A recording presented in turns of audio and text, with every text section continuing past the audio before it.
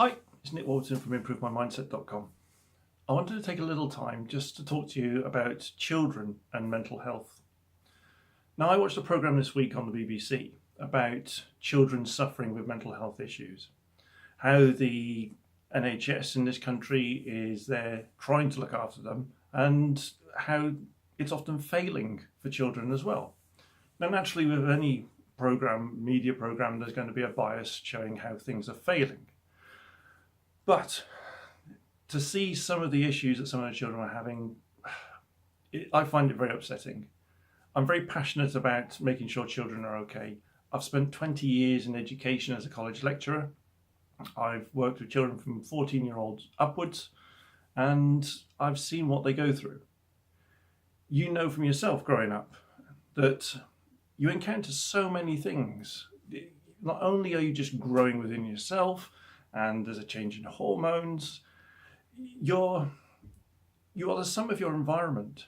You replicate what your family does, what your friends and peers do. You see things on television or social media. All these things come together to create who you are.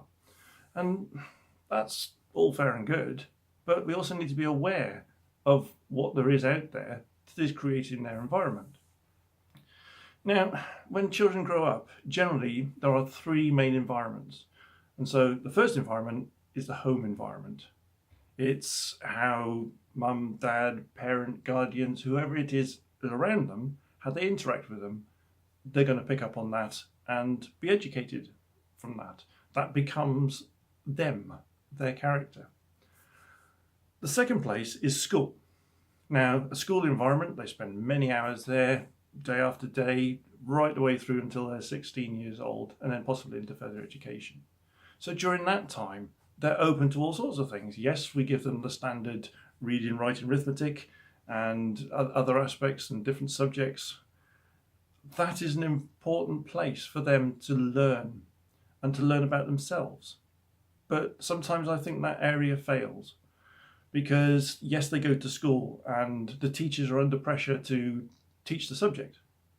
And we tend to fail at actually letting them understand about how they're growing up, what they're encountering, and also what to do in different situations. We still have this stigma with mental health that people, if they have it, you don't talk about it.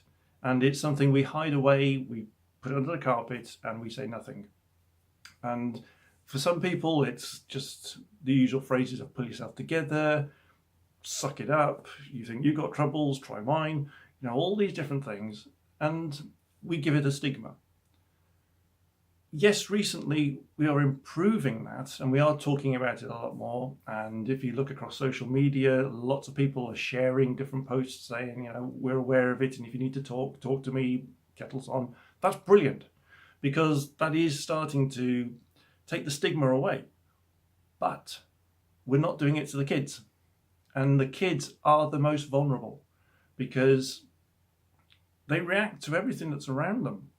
In their head as they grow up and they're going through puberty, there's all sorts of emotions and all sorts of different chemicals going on in there. They're changing. They don't know what's happening to themselves. So to then have external issues having a go at them as well, this causes a stressful environment. So the more we can educate them to understand about mental health issues and what to do if there's a situation that's a mental health issue, then so much the better. One of the things that I learned to do, training through doing the psy-tap course and also through 20 years of education, I've had to understand child psychology and what goes on in their backgrounds. I've had to deal with all sorts of problems. We used to teach children who are at risk. And when I talk about at risk, that's at risk from paedophilia, that's at risk from being snatched. It makes your toes curl when you talk about it, because it's just dreadful. These children are 14 years old and they've already suffered up to that point. And no child should suffer like that. So the more we can support them, the more we can explain what's going on, the better.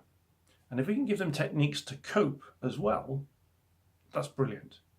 And it would be wonderful if more and more schools will take this on And they'll sit down with the children and say, look, besides maths, English, history, geography, religion, whatever it is, let's understand about mental health. Because, we talk about how you change physically, but nobody says about how you change mentally.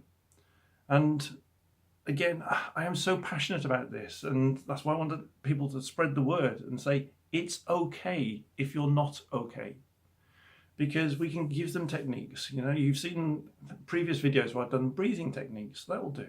There's lots of different simple things we can do. We need to educate them. Now, the third environment that they also go through is their friends and the social media side. So when they're outside of school and they go out to play and they're not at home, then how they interact with different people, how they interact with the environment around them, again, forms who they are. And that can be good and that can be bad. They're constantly gaming now. That's just evolution, that the electronic age, the computer age, the social media age, they can still interact with each other.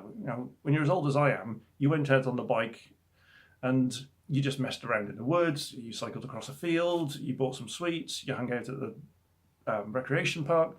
Those were the kind of things you did. Now they can stay at home, they can talk to people around the world, they've got the head mic on, they're playing the PlayStation, and all sorts of things can happen then because they don't necessarily know who they're talking to.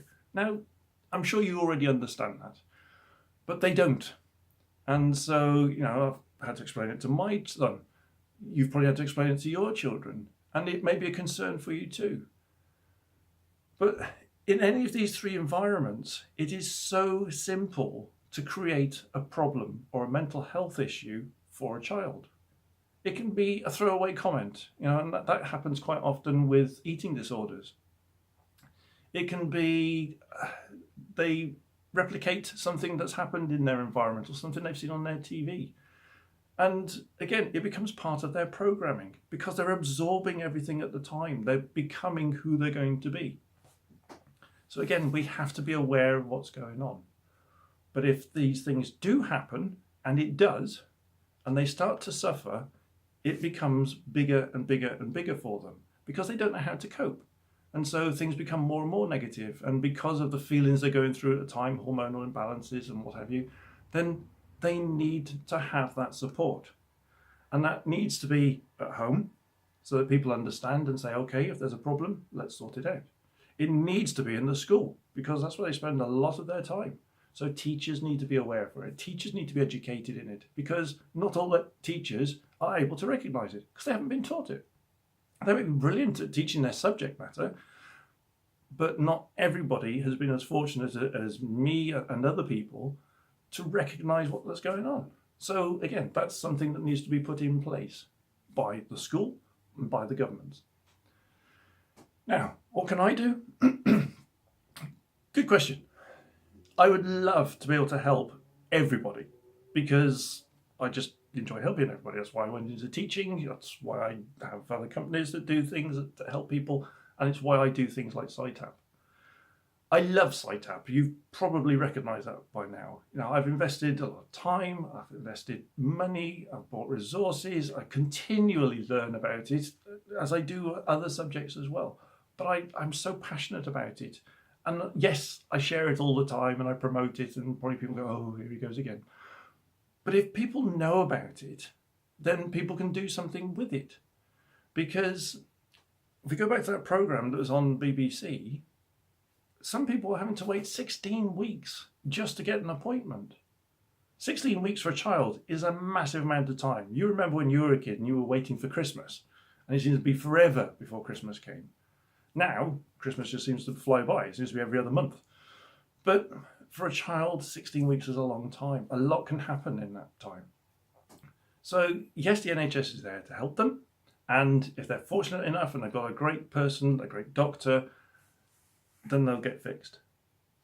But what about the ones that can't? What about the people that have to travel?